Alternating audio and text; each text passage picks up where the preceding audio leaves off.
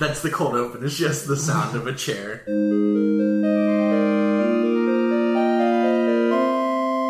Hello, and welcome to Fools in Fiction. This episode is a Joe Brown original, which I think is twice in a row, which is like my biggest contribution. What was our last episode? Like a month ago? What was it? It was on Les Mis. Right, yeah. We apologize for like the spurious update schedule.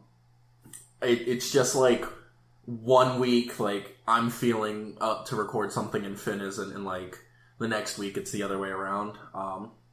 So yeah, we're here. Finally from a hiatus. And we're here to talk about kind of like driving force. I had to explain this to Finn as like the premise, and I don't know if I explained it well. You see that as if you expected me to intuit it. Well, yeah, your own idea. Yeah, let me just mind meld with you. No, so I had to use my mouth to explain this to Finn. The absolute like a fucking troglodyte. Yeah. So it's like, so in shows you usually have like a goal like, what is it? Goal-oriented storytelling. Yeah. Where there's like a consequence for failing to meet the goal. Mm-hmm. So like the world could blow up. That's a big thing in anime. Is like the world's gonna end.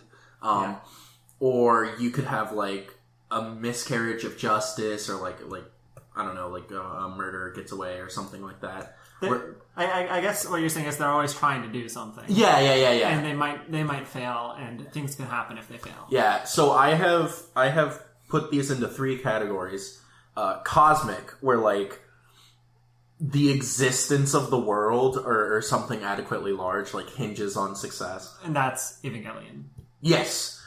Major, where it's like we kind of care, like it will harm the status quo in some way, but it won't like destroy the world. And I guess this is like the biggest umbrella one, because like My Hero could fall into it. That's exactly what I was thinking. But also like Criminal Minds could fall into it. Yeah, I think a lot of like crime kind of things. Yeah. And then there's trivial stuff, which is like volleyball. How dare you? But also, right, so like Haikyuu, like, do they win the volleyball game? Like, doesn't matter in the grand scheme of things. Right. So I have a tier list. Wait, so those were cosmic, major and trivial. Okay. And you can either succeed or fail. No other options? Well, so like there are different levels of success, but like usually it either feels like a success or it feels like a failure. Right. That's the way you decide. Yeah. And like there can be gray zones that like I think you do on a case by case basis, but for the most part, like I think the 6 things of the 3 different types and then success or failure are the big thing. And I made a tier list of what I think is like the most compelling, least compelling to most compelling.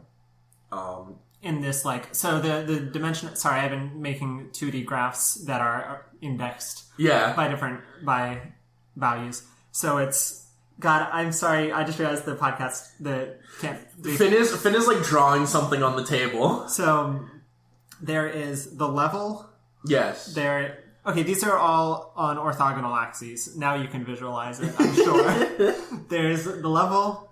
There's the success, and then there's the what we feel about it. Yeah.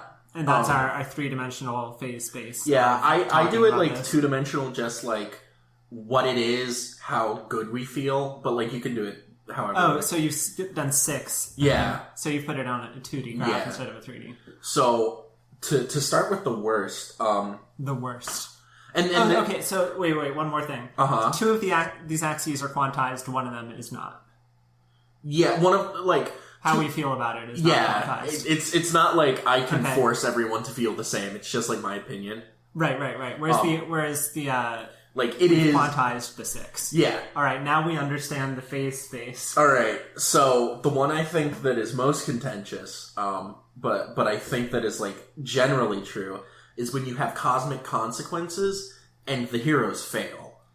Right. Okay. So that you're saying that leads to the most like disappointing. Yeah. Like I don't care. Like oh. So like Wait. Did we talk about how to judge this third axis? Just what we feel on it. Just what we think about it? Good is the high one and bad is the low one.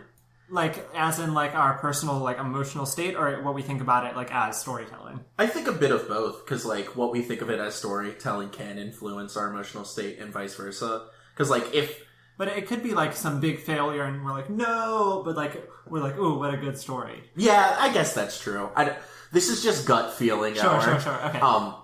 So I think things with cosmic consequences where the heroes don't succeed is, like, the worst, just because, like, what was the point? That feels like PMMM the third movie in particular.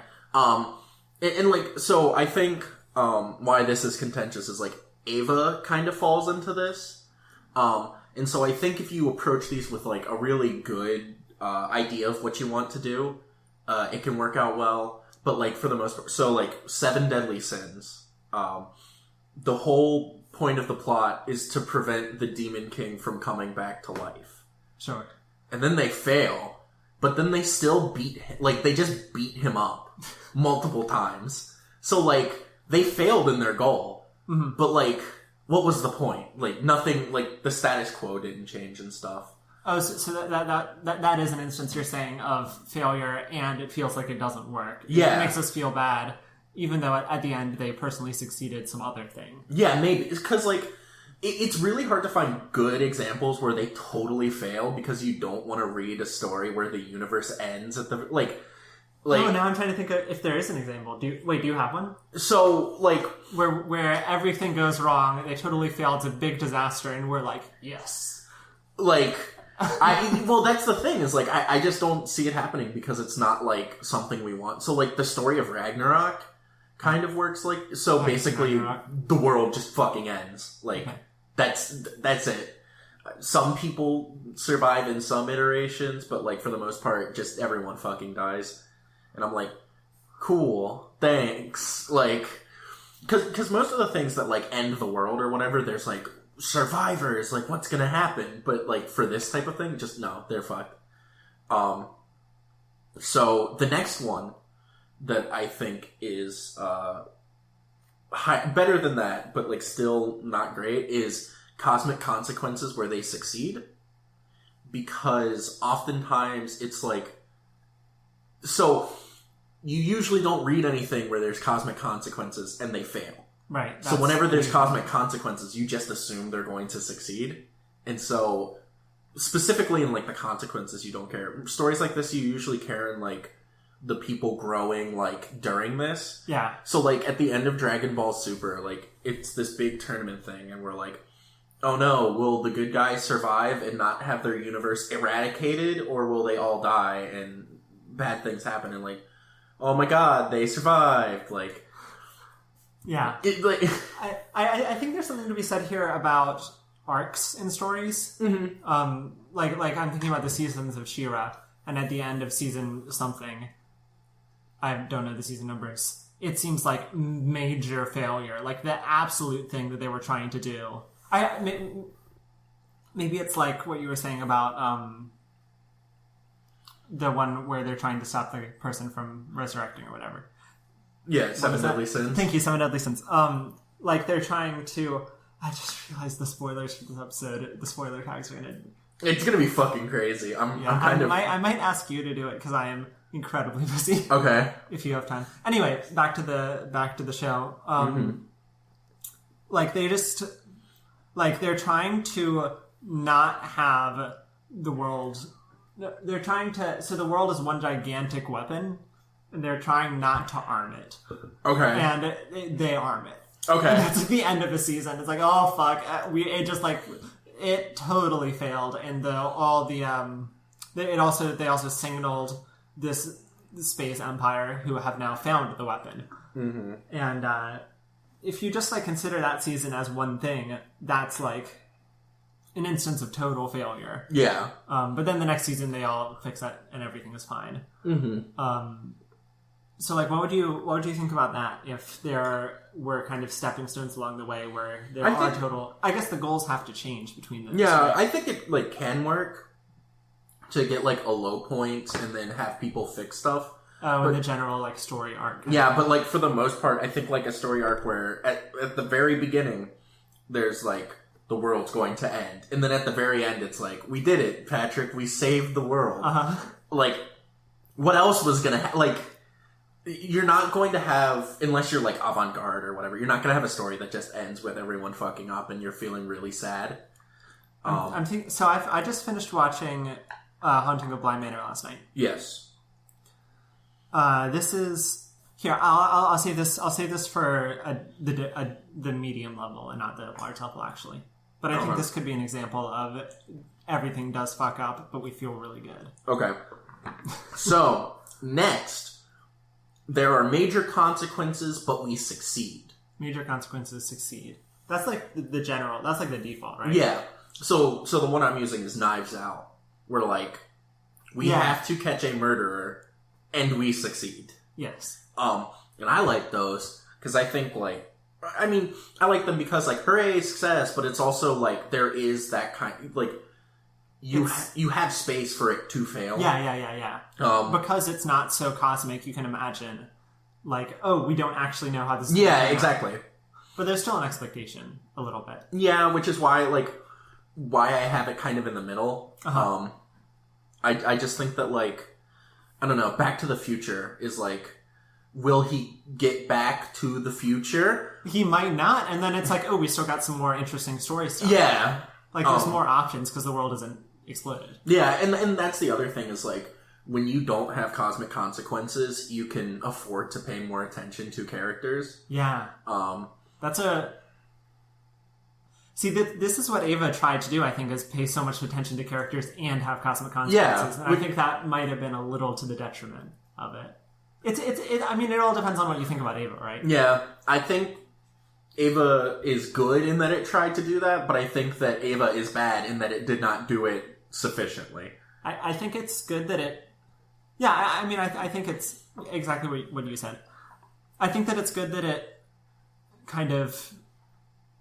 I think it's always good to try. I think it encourages other people to do it better, even if you don't succeed. Or, I mean, especially if you don't succeed. But just, like, having a really ambitious kind of approach to that kind of narrative, I think is really cool.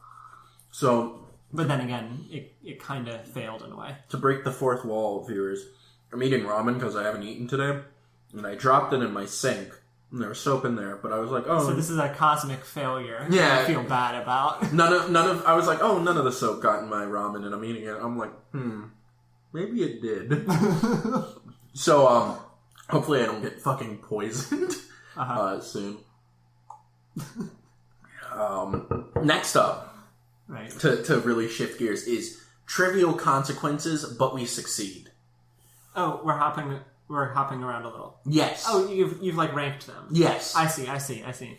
Trivial consequences succeed. I love that shit. That's like a lot of video games, right? Yeah. Well, and like your dating things, like your rom-coms and whatnot. Yeah. Like, does it really matter if she gets with the guy? No, but she does, and we're happy for her. And I think like, you know, whenever you have trivial consequences, you have to focus on the characters.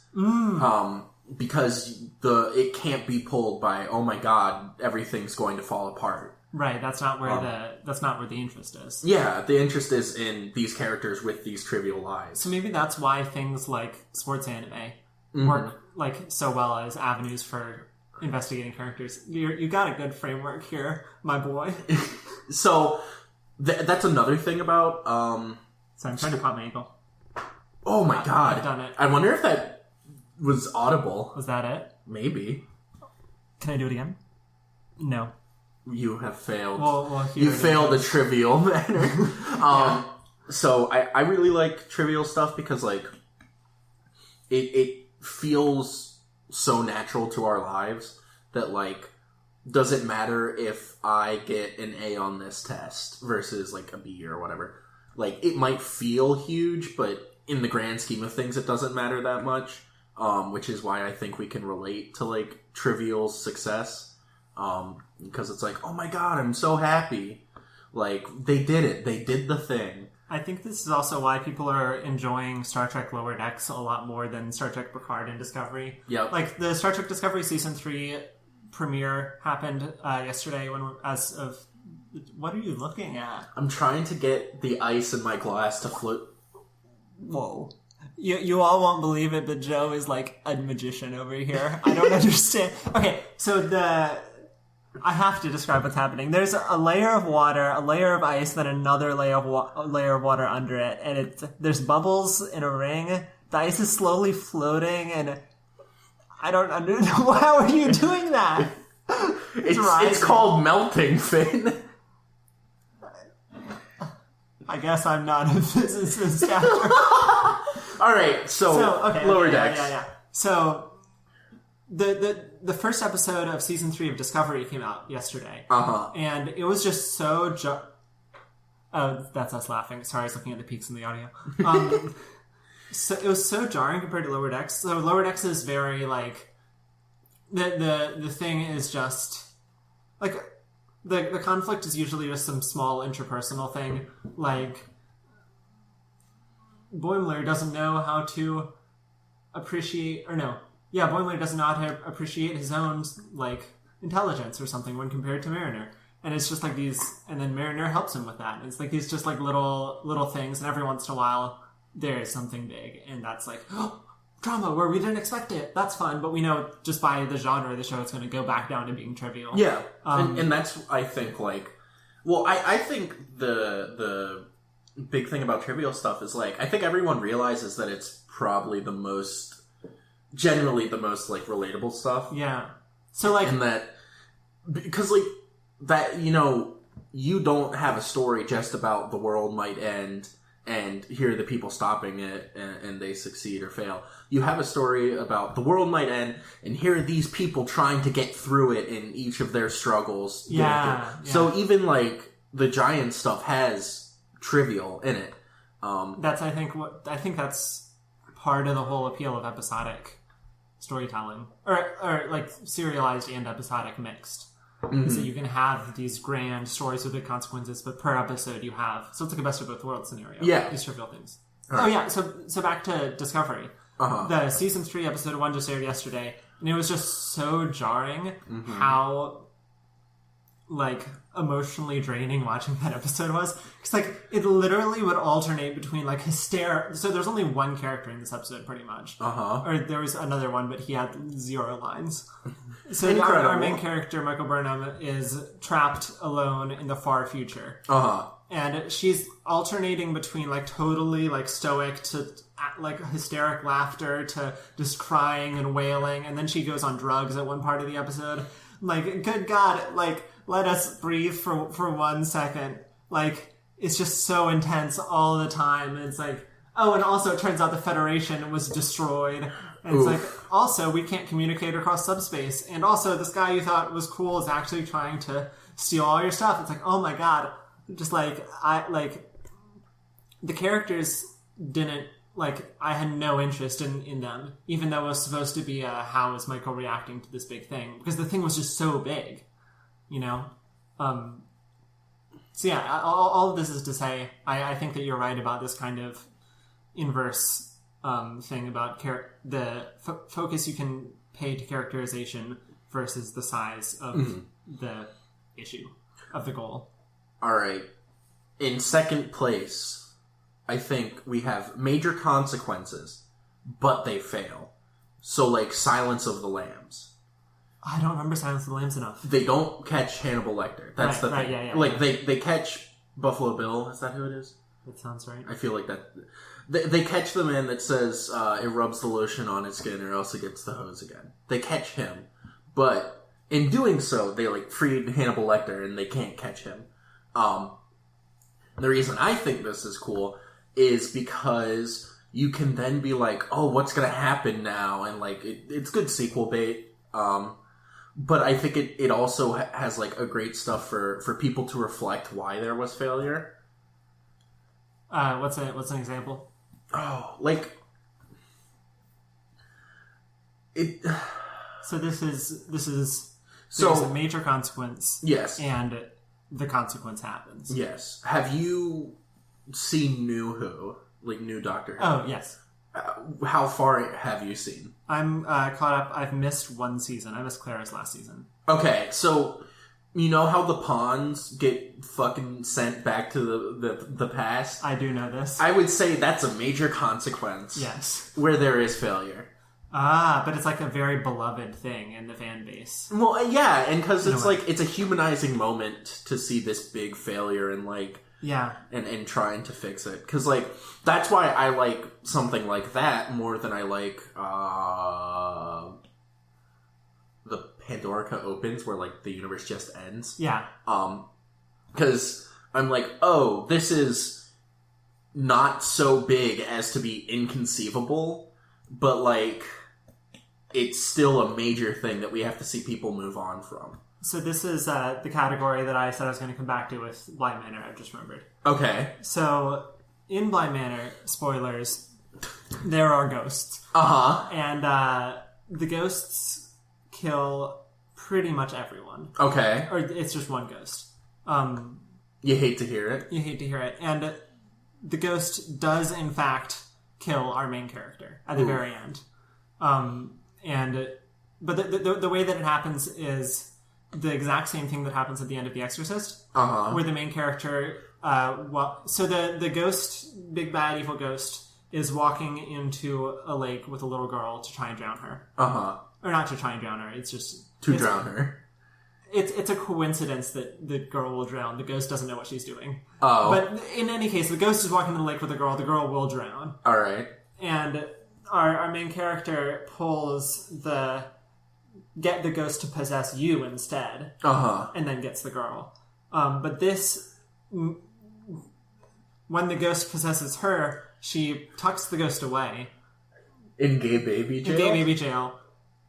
Semi-permanently. And at some point, in like the next 10 years, the ghost fully possesses her. She almost kills her wife at the time, and then kills herself. And that is the end. But we end... It turns out happy. Because it turns out the wife was the storyteller the whole time. And she's explaining... I'm trying to remember why it ends up happy, because I remember it does end up happy. So, most of our characters are dead. And time has gone by. And... Right, it ends up happy because the main character, the wife, is explaining how... good of a thing it was that... I'm sorry, I'm saying the main character and the wife synonymously. Those are two different people. Okay. The main character of the story is the one who got possessed by the ghost and dies. The wife is the storyteller. The protagonist. The protagonist is... No, we've had this discussion that the protagonist and the main character... Wait, the protagonist and the main character are the same person. No, they are... In this instance. The storyteller is just the narrator. Oh. We don't know that the narrator... We have no idea the narrator is a character until the very end. Okay. I see now. And that's part of the twist at the end. It's like, oh, she was the wife the whole time. But it turns out the reason she's telling the story is not, oh, spooky ghost story. It's look at how good of a person my dead wife is, who made this big sacrifice in order to save these children, who it turns out are the people she's telling the story to at the end and have forgotten it because they've repressed the memories. Oof. But she's like, her whole point is there are really good people in the world who will do really good things, and you shouldn't think that everyone is evil. And she's telling this to the children, who one of them is getting married. Okay. I didn't say that well. It's at a wedding. She's telling the story. I explained this in such a roundabout, terrible Finn is way. terrible at this. Oh my god. So I'm gonna fire you as host, and I'm gonna get Chris to be new host. I think so. I understand it now. Did it make sense? Yes. Okay. It's like in Oh, I don't think you've seen this. There is a movie called What Dreams May Come, which is based off the Inferno loosely. Dante? Yes. Inferno Dante? Yes. Dante Inferno? Not to be confused with Dante Devil May Cry. So the point is that there is failure in this guy dies in a tragic accident. after his kids have also died in another tragic accident years ago. And he's, like, in heaven talking with his kids. And they don't look anything alike. Like, I think his son is a black man now, and his daughter is an Asian woman, despite them being white people in real world. It confused me a lot. That's just how heaven works. Yeah, I guess. Dog, that would be great. But the thing is, so, like, his wife is all alone, and she kills herself. And because of that, she is sent to hell, which, rough. But he, like, goes to hell to, like, try and save her, and then he gets trapped in hell, and then he gets pulled out. But the major failure is, like, they want to be with their kids again, and then they decide to reincarnate. And I'm like, what? There was major failure in a couple of ways, in that, like, hey, our main character did not stay alive. That's a pretty major failure. But, like, it was good, and then there was, like, a success, and it turned out to be bad. There's just a lot of complicated emotions among this. This is secretly a rant about this movie. It has nothing to do with... What is the movie called again? What Dreams May Come. What Dreams May Come. It has Robin Williams in it. Ooh. Which is why I like it at all. Alright, last one. Last one. Gold medalist. Trivial consequences, but the character fails. Trivial consequences, the character fails. Alright, so I think there's a big one. Wait, don't say it, because I will guess. Uh-huh. Trivial, like something in the recent consciousness? Yes. Okay. Trivial consequence, the character fails. You and I have seen it. It's not Les Mis. No. Because that is not a trivial consequence. Well, in some sense it is, but, like, is it trivial or major that your main character dies? I can we were just talking about this the other day. What was it? Trivial and they fail. Yes. Is it a show? Is it an anime? It is an anime. It's an anime we recently saw. No. An anime we saw a while ago. Yes. I know 0 animes. It's like your favorite anime. I don't remember which one is my favorite anime. I'm gonna beat you to death with this microphone. Okay. It's Yuri on Ice. Right, yeah.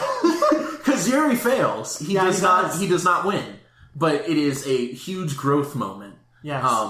Yeah. Yeah. And that's why I think they're really good, is because it while trivial success is like, yes, I too love succeeding in my trivial life. Trivial failure is like, oh man, this happens to me too, but we can get better from it. Yeah. I was just about to say that.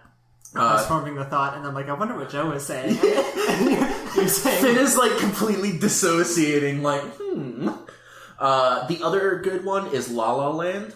Yeah. Where it is completely trivial whether or not they get together.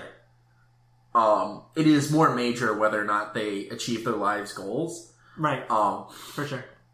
And they don't get together, and we're like, oof. But then they have that beautiful dream sequence, and, like, it's very, like, this is how the real world be sometimes. So you're saying that that it feels good when it is a trivial failure because it is trivial, which we like. Yes. And the failure relates it more to us. Yes. Because we are all failures. And I also...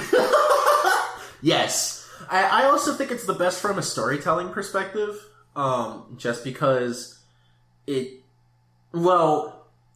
it's handled poorly, it's really bad. Like, if you really build up this thing and then the main character fails and nothing happens, like, what was the point? But if you really build up something and the main character fails, but, like, they grow from it, then it's really good. I can see that. So, because, like, it's one of those things that, like, in a lot of fighting animes, they get a little bit stale because, like, why do I care if this character always wins? And so most fighting animes do this by, like, upping the stakes. So, like, Dragon Ball went from, like, kind of a lighthearted, silly thing to higher and higher stakes until, like, entire universes can be erased. And so that's why we constantly enjoy seeing Goku win. Note, Goku does not always win. He actually loses a lot more in Dragon Ball, which I think is what makes it better than Dragon Ball Z. But I personally think the better solution is to have the character fail, or characters. So in sports anime, there are sometimes training arcs or tournament arcs where our main character just completely gets fucked. Right. In Yuri on Ice, we don't really see it as much, but the Olympics before the main one that we care about, where he just Yuri just completely gets right. Yeah. It starts up. Yeah. It's the setup for the show. Yeah, and so it's hard to think of one because all of the ones I know of are big spoilers. Or I can't think of any good because Baki doesn't lose. No. If we look at Muhammad Ali Jr., we're oh yeah, this favorite to win the fight gets utterly fucking cream pied. It's hysterical, but I don't think it's the same as I'm super blanking on a good example of stuff other than Yuri on Ice. I've got some thoughts. Give me the thoughts. I think my favorite is trivial success where there is a small trivial failure at some point. So the classic story structure, right? Yeah. And I think that might align with what you're saying because I don't know if any of the examples you were thinking of for this end in a failure. Oh, a complete failure? That might be fair. But the end are still trivial. Yeah. I'm suspicious that the ones you're thinking of are trivial successes with trivial failures in the middle. Maybe. So I just really So there is one that will be spoilers. Okay. In that Ping Pong the animation ends with a character just not doing ping pong anymore. He fails to be the best at ping pong. Which I think is one of the better examples, but there's also a lot of context behind it that makes it really good. I think an important nuance here is that sometimes there can be a lot of satisfaction in a character failing a goal that was quote unquote a bad goal. Yeah. And accidentally achieving some other goal that the show is positing is more valuable. Yeah. Because most of the trivial failure success dynamic is they fail to be the best, but they learn along the way to appreciate themselves. Yeah, I was thinking of Christmas Carol. Scrooge's goal is to go the fuck to sleep. Yeah. But he ends up becoming a better person. So that's a trivial failure. And that he does not sleep. Yeah, but it feels good because we had a different goal than Scrooge did. Yeah, that's a really good point. The audience and the characters can have different goals. Oh, so a really good example of this is Moby Dick, then. Because Captain Ahab fails to kill Moby Dick. But Ishmael is this is a good thing. Revenge bad. Yeah. And which I agree with, but Jesus, say it in shorter words. Or does Frankenstein count? Because the monster wants to be accepted by society, which may or may not be a trivial thing, depending on how we frame it. Right. But he fails. He just fucks off to Antarctica. Or is it... No, it's the Arctic. He goes up. I don't know much about Frankenstein. I'm thinking about Rocky Horror now, though. Rocky Horror... is also a failure. Is it? It's a failure from the main character's perspective, but from our perspective... See, yeah. It's totally different from different people's perspectives. Because Brad and Janet... Brad and Janet are trying to get a phone. That's the only thing they're trying to do. They're trying to go on a good honeymoon, I think. Yeah. And they fail spectacularly. They fail. God, what is his name? The main fucking antagonist, played by Tim Curry. Frankenfurter. Yeah. He totally fails because he's trying to return home and he is killed. Spoilers for Rocky Horror. Yeah. Most everyone else is killed, I think, by Magenta and Riffraff. I believe that to be true. Magenta and Riffraff succeed. See, so the whole question of Rocky Horror is, I think the whole appeal of it is we're kind of suspended in which goal are we trying to go for. You know what has a trivial failure? What's that? The Room. Wait. Tommy Wiseau wants his wife to love him, and she does not. And as a matter of fact, Tommy Wiseau dies. Yes. So he definitely fails. Definitely fails. It is trivial, and we like it. I don't know if we like it because it fails, but we definitely like it. I think the Room would be just as good if Tommy did not die. Look, wait, his name is Johnny, not Tommy. No, it's Tommy Wiseau lives. Johnny Room does not. I cannot separate Johnny Room from Tommy Wiseau. They are essentially the same person. Maybe. Johnny Room. Yeah.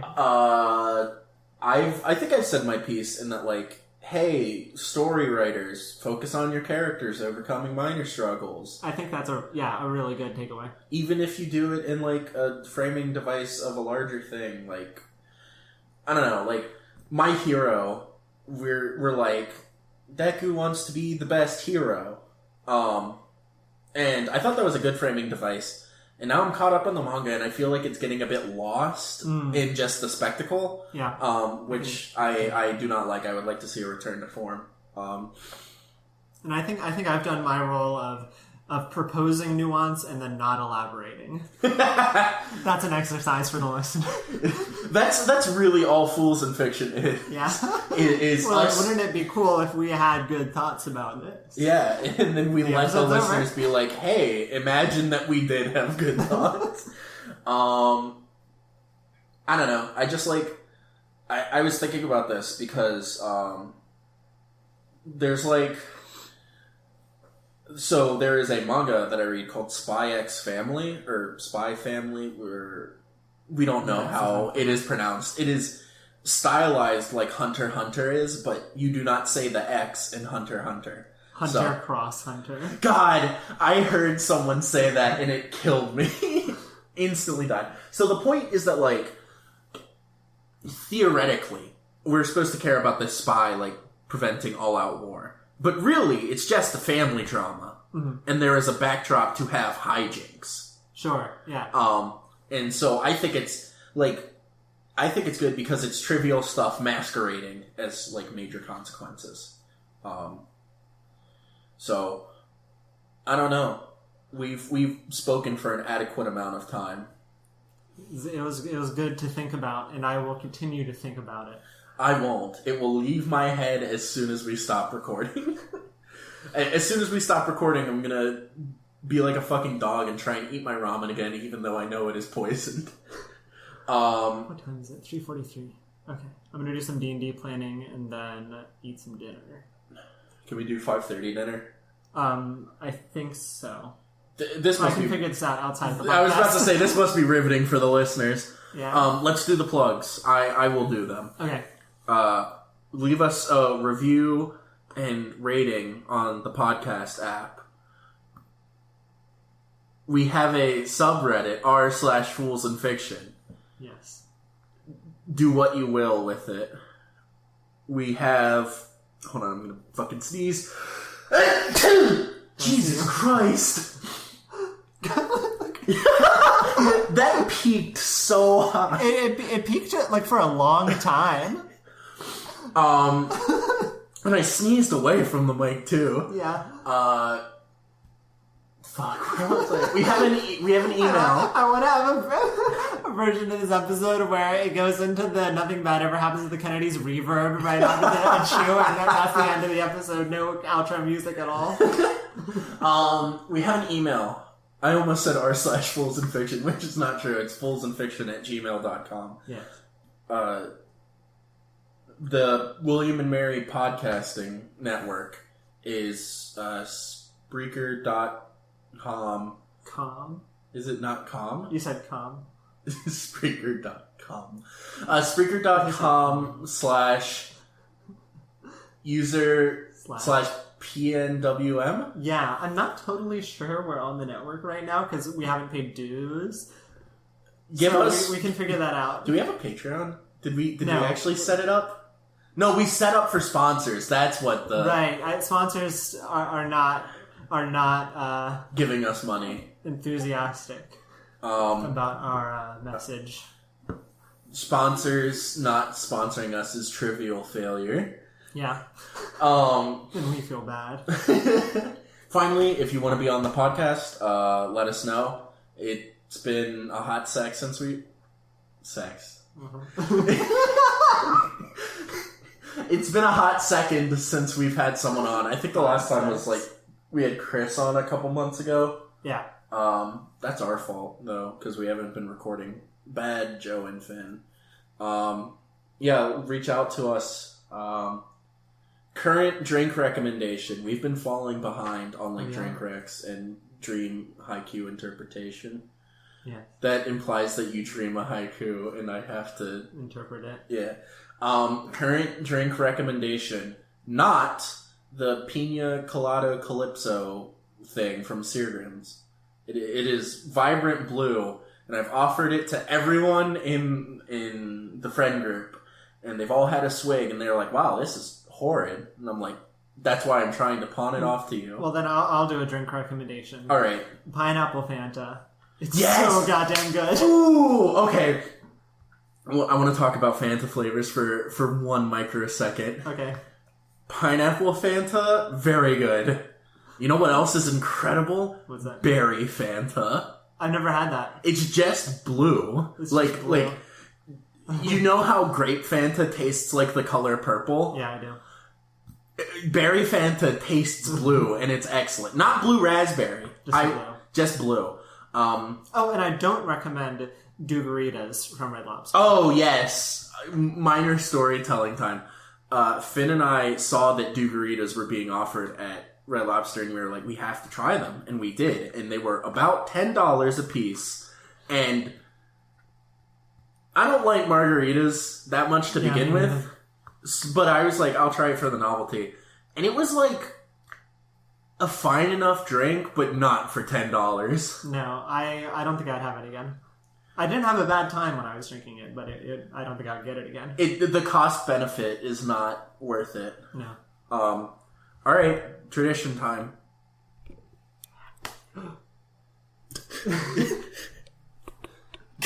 God, how fucked. Hold on. Goodbye. No, that was too quiet. It was too quiet? Let's put it into cardio mode. Oh. It's in surround mode right now. Okay. All right. Goodbye.